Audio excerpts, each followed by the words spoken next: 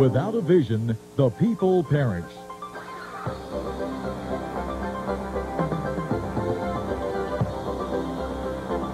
Welcome to Vision Plus, a program featuring a positive outlook, dealing with everyday situations of marriage, children, and business with challenges and opportunities.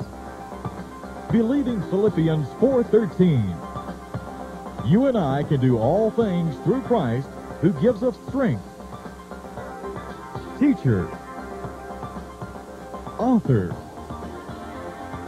speaker, delighting audiences from New York to Sacramento with a heart and message for the people today. Here's Bonnie Libhart. Hello and welcome. Has it seemed like for you that you observe more people with cancer and life-threatening diseases lately? It just seems like it is, and I got to thinking about it.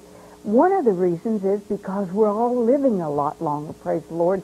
Sometimes there's not, praise the Lord, with some of the things some people go through. But it used to be that the lifetime average was in the 40s, and then the 50s, and now it's 70s, and my mom lived till she was 96 years old, and a lot of people are living to be much older. So that gives us an opportunity to have a good life. I know my mom used to joke. I'm sure she heard someone else say, well, if I'd known I was going to live this long, I'd taken better care of myself. But actually, she did take good care of herself. She had a garden till she was 94, and she had her bright mind up until, I guess, the moment she died. I was there a week or so beforehand, but I'd gone through it. My husband's 3 brothers died in a period of time. We got home from Pennsylvania when one of the persons had died, and the next morning, 9 o'clock in the morning, got a call that my mom had passed. But I don't have regrets because my mom and I had a great relationship. Now, my dad had already died, and I've had kind of a fortunate thing in that I don't know anyone in the family that had cancer. Alzheimer's maybe, but not cancer. But no, my dad it was dementia, they called it at the time, but it's probably Alzheimer's. But the thing about life-threatening diseases is that there are people who are healed from those, have incredible miracles, and we don't know why some people do and some people do not. But if you know someone that has some type of life-threatening disease, you may want to give them a call and say, hey, come listen to this program. They're going to be talking about one person that had a miracle, that had a life-threatening disease and was healed from it. And her name is Frances Damsy. Frances, welcome to television. And thank you so much for coming all the way to, actually we drove almost a couple of hours for you to be here to do the television show. And also we have on the program Gene and Chuck Patterson, and we have them here for another special reason. They were somewhat involved in, tell us about what brought you up to a time when you found out you had cancer.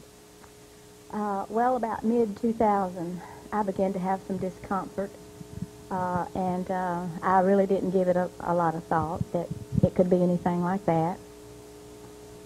But in May of 2001, I really had a bad spell and had to go to the emergency room. And it was from then they did a lot of tests and I found a mass in my lower right abdomen. And so they put me in the hospital, admitted me to the hospital. And on Sunday, the 20th of May, they did surgery. And the surgeon came into the waiting area and told my husband, my family, and my friends that it looked like that it was cancer. And at that time, it really looked bad. I mean, he presented it to the family as a really bad situation. And so, of course, I was, drugged and kind of out of it, and I really didn't know what was going on. So until, several days later. And then some incredible things happened. But, first of all, this lady sitting next to your right, gave me a call, as I'm sure she did probably a couple hundred other people. Right. And she said, Frances Dempsey is in the hospital and it really looks serious. Yes. Start praying. Get it on the prayer chain. Jean, tell me about when you heard about it. Well, now, your husband was her physician at the time. Right. What happened is her daughter called me and said, Jean, Mama's got cancer. And I said, oh, no, we'll curse it. We just didn't believe like that. So Chuck and I went by the hospital and we laid hands on Frances. And I know that, of course, we started calling other people, too. I know that God had already touched her. The doctor called back, Dr. Bandy, he called back the next day and he said, it's gone. We can't find it. And I said, yes, Lord, that's one of your things that you do. And, of course, we believe in prayer, and we pray with our patients in our office, which Frances had to be sent to our emergency room. So, but God is so good. Oh, Dr. Chuck, when you first heard it, tell us some of your thoughts and feelings about what was going on. Well, that's a difficult question because when you hear an announcement like that from a pathologist that think, well, that's... and you trust Dr. Bandy to the nth degree. Well, Dr. Bandy is a surgeon, not a pathologist, but he's a good surgeon, and he's honest, and he knows what he's talking about. However, there are other things that can change, and things changed in Frances' case, and that the cancer was no longer there, and we have only one thought about that. Yeah, that's good. God, go ahead. Actually, the Lord had already healed me before I realized that I had been so sick. Because when you came really aware of everything again, what happened? What did your husband tell you? Well, on Saturday night, before surgery on Sunday, our pastor came by also to pray and told me, I feel like that you're going to get a bad report. And she said, we're not going to believe the report of man. We're going to believe the report of the Lord. And so I just never thought anything else about it, you know. Isaiah 53:1 says, who hath believed our report? And so I just, that was in me, you know, that I was not going to believe the doctor's report, that I was going to believe the report of the Lord. And I had a peace. I just had a peace. I can't explain it, but I had a peace in my heart that everything was going to be okay. And it was. And it was. And so that was just you were on your way to total healing. Yeah. Here you are on television, ready to sing. And my husband asked the doctor. He said, "Well, does she have to have any kind of treatment or anything?" And he said, "No, I don't foresee any kind of treatment in her future at all." Yeah. No, so you didn't have to have a chemotherapy? I never had to have any treatment at all. Uh-huh. And there are some people that are healed that go ahead and have the treatment. Because another person that we knew there in Huntsville, she had gone on a trip to Rhode Island to her family and found, just doing self-examination of her breast, and found that she had a tennis-sized lump and came home and it was cancer. And she went on through it, the surgery and the chemotherapy, but now she is so totally healed, and it has never come back again. That's been 10 years ago or so. We have a friend who's quite a well-known person in the laboratory business that came in the office a year or so ago, and he had a diagnosis of cancer, and this was in his stomach, and this was a definite diagnosis, but he came in the office, and he had some prayer offered to him, and he keeps sending us emails on a regular basis saying that he's doing great. Been 2 years. Uh-huh. Well, as you all three know, and many of the viewers, that my husband was diagnosed with prostate cancer, but he's believing in healing and hadn't had any surgery or anything at this point. But I think you encouraged him a lot by telling him that a person can live for many years with prostate cancer and at the same time do just great, or they can have surgery. Now, we're not recommending ignoring the signs of cancer, and we're not advocating denying its existence, but some things happen, things can change, that this is not always a death sentence, and there can be intervention, but the proper follow-up needs to be done. Absolutely. And he is doing that. I'm and I'm sure that he is. I'd like to say it's more often than I want, maybe than he wants it. I'd like it more often, but that's okay.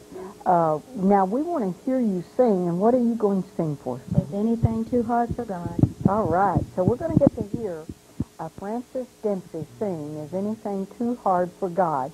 And she's a person that I've heard her on television about 12, 14 years ago, and so she's going over to the other place now and sing, so if you would do that. And we look forward to hearing her say that. But it's something that maybe you want to think about, too. Is anything too hard for God? Because there's a lot of times in our lifetime that we think that we're hearing a death sentence.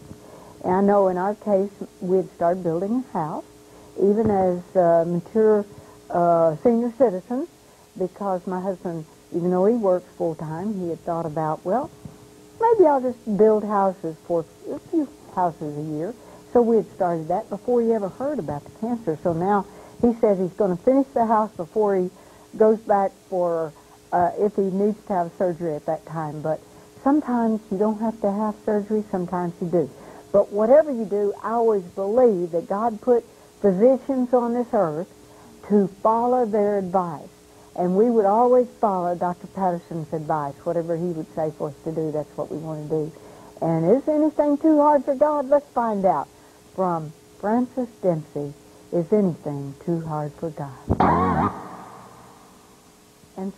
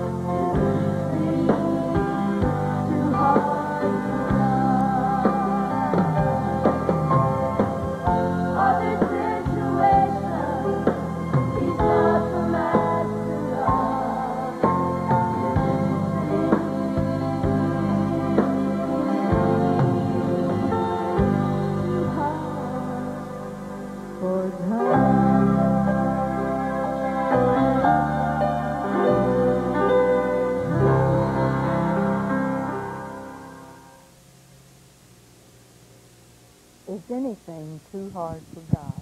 We would say, no, it isn't. But we have to lay it at the feet of the cross. There's a lot of us going through a lot of things. I think the whole world is in anticipation of what's going to happen in Iraq, what's going to happen in our schools, what's going to happen in our country. There's so many people, highest unemployment there's been in many years, 6%.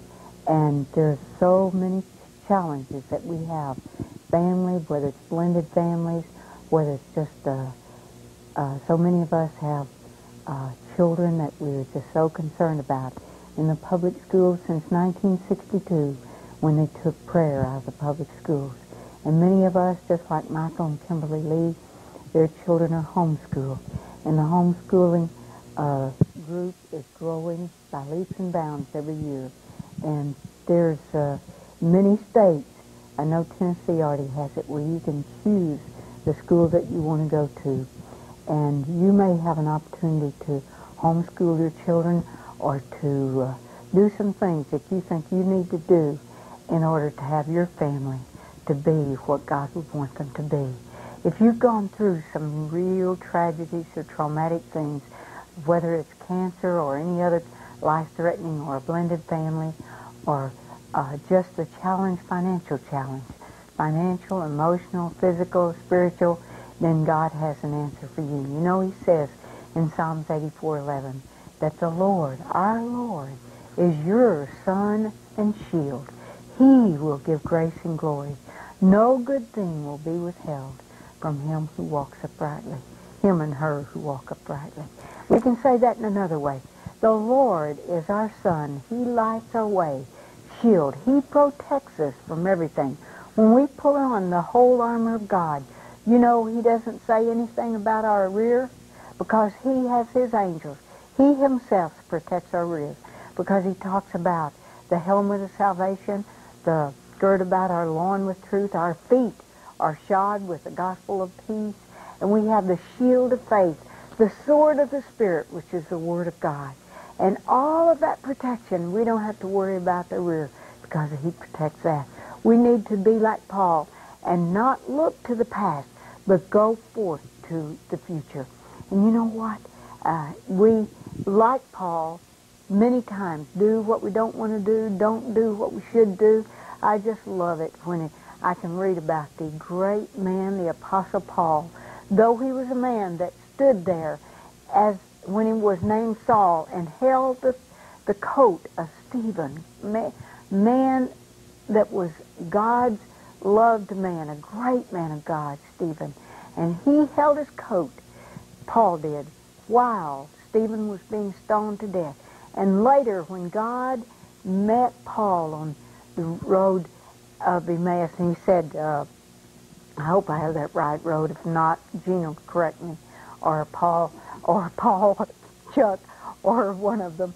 But God struck him blind, and he said, "What have I done, God? And what do you want me to do?"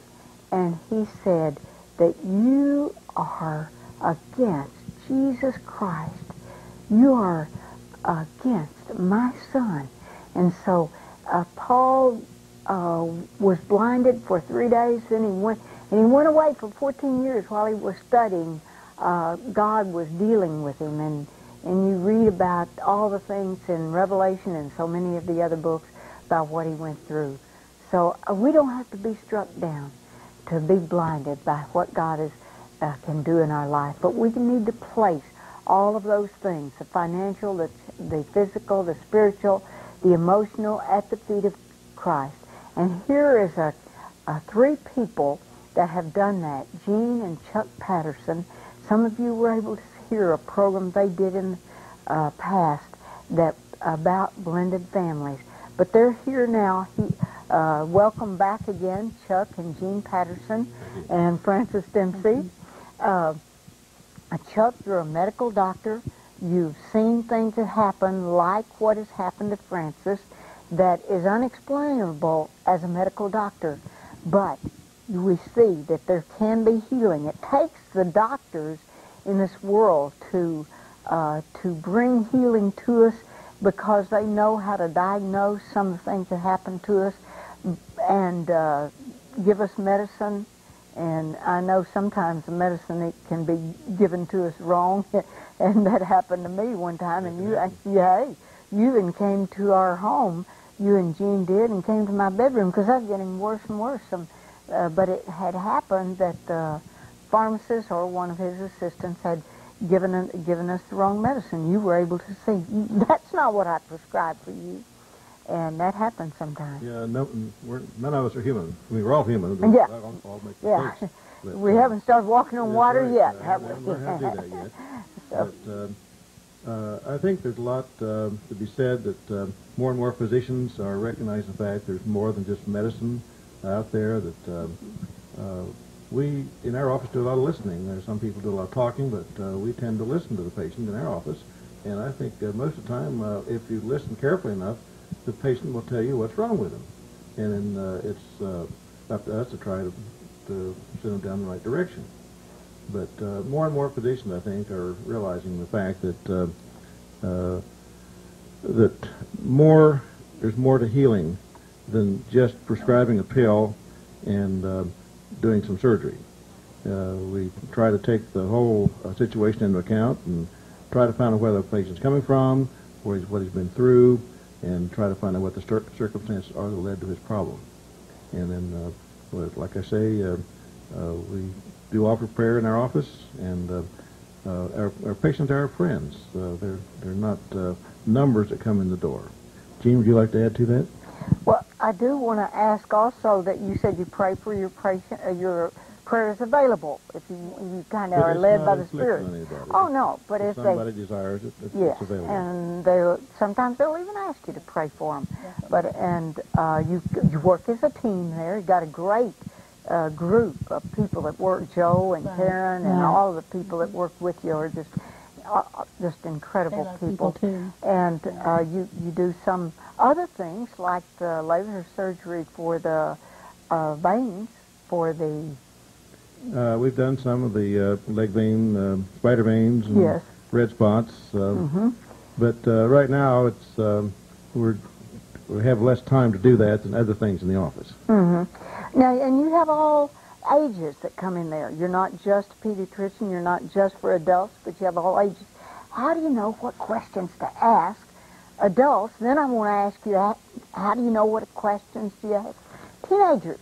Well, just by listening, asking questions, and even the child. I found that you don't just talk to the parent of the child. You talk to the child. You ask the child, no matter what age he is, and they listen to you. Well, give me an idea of a question you could ask to get some answers. How was school today? Oh, okay. You kind of become the friend first. Yeah. What do you enjoy doing? Let's see that coloring book. And in assessing a child's development, you can kind of find out where they are in school and what their interests are. So you don't just walk up to a child and start looking in their ears. You ask permission. May I look in your ears? Can I see your throat? Can I listen to your lungs? What about the 14 to 17-year-old? The most difficult age in some cases. I treat them like normal human beings. Normal human beings? Yes. And what would that be? How do you ask a teenager a question that you get an like answer? they're part of you, one thing.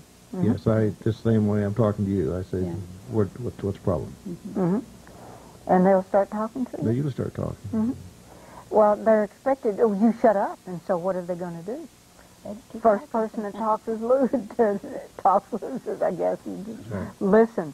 All of us I need to learn how to do that better. My husband said he would talk more but he hates to interrupt. So maybe, especially us women. I was thinking about all of my husband, there's 6 brothers, and all the 3 that really married big talkers. And that's really strange. I remember riding from Washington, D.C. to Lancaster, Pennsylvania, and the man, his brother, didn't say a word because I just realized his wife and I were doing all the talking all the way. So you've learned to listen. How can we incorporate that into our regular marriage and life with teenagers? Well, I think a person has to talk some. But I found that if I'm talking, I don't hear what other people are saying. So it's like a two-way radio. You have to have the transmit switch and you have to have the receive switch. So I have the transmit switch and I have the receive switch. I try to make it equal, but I do feel that a lot can be gained by listening. Gene, you're even a good listener, too. Got two I find it listeners in very the family. easy to, the Lord shows me things when people come in, and I can sense these things, and God says, okay, your time. And I really feel that, I know that's why that we haven't retired. We're 66 and almost 70, so I know that God has us there for a Now, reason. 69 sounds a lot younger Oh, but than that's 70. not, yes, right. But, you know. He's not 70 no. yet. But we're not old. We're still young, and Jesus You adds really are. years to your life. I think when you live for the Lord, I believe He adds more. And when you testify for Him and love Him and obey Him and trust Him, even more life. Now, he's given you a lot of inventions, in fact, over the years. Oh, yeah. And some that are still current. Even when I was a child, I invented a perpetual motion machine that my dad said wouldn't work, and it still hasn't worked yet. But I've always admired Edison and some of the other inventors, and actually have had an opportunity to meet several well-known inventors in my lifetime, and people have made discoveries. But when I was, I guess about 30 years ago, I invented a culture tube and got a patent on it, but since then the technology's changed, so it's no longer applicable. But we've had several ideas that... Well, you got one right now. Do you want to share that with us? Okay, several years ago, a friend of mine and I were flying, and I'm a pilot, and he is too. We were about 3,000 feet, and I turned to Joe and said, Joe, let's put a strain gauge in the head of a golf club and see how hard we're hitting the ball. And Joe, as an electrical engineer, looked at me and said, yeah, I think we would do that. So we have been working on this idea for the past several years, and we have a patent on it, and hopefully in the very near future it will be on the market to allow a golfer to see exactly where he's hitting the golf ball on the club face. It gives a biofeedback type of mechanism, so that there's a display on the grip of the club, so you can see what you're doing. And this is biofeedback is a form of telling your body what you're doing remotely.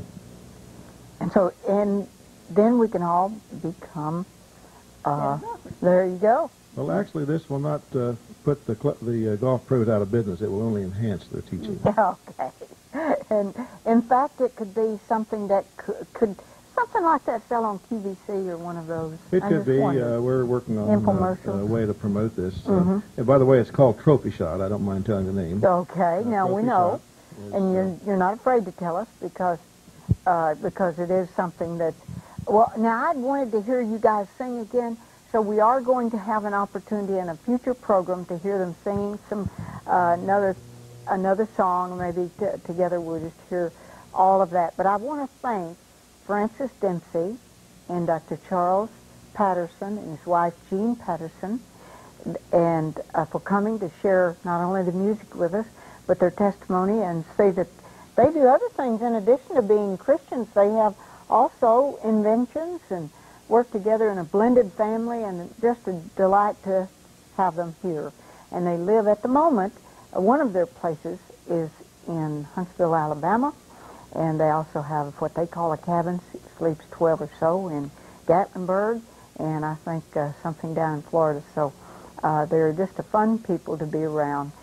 Chuck and Jean Patterson, and so are you. We're glad you joined us. If there's anything you want to say to us, toll free 877-823-6886.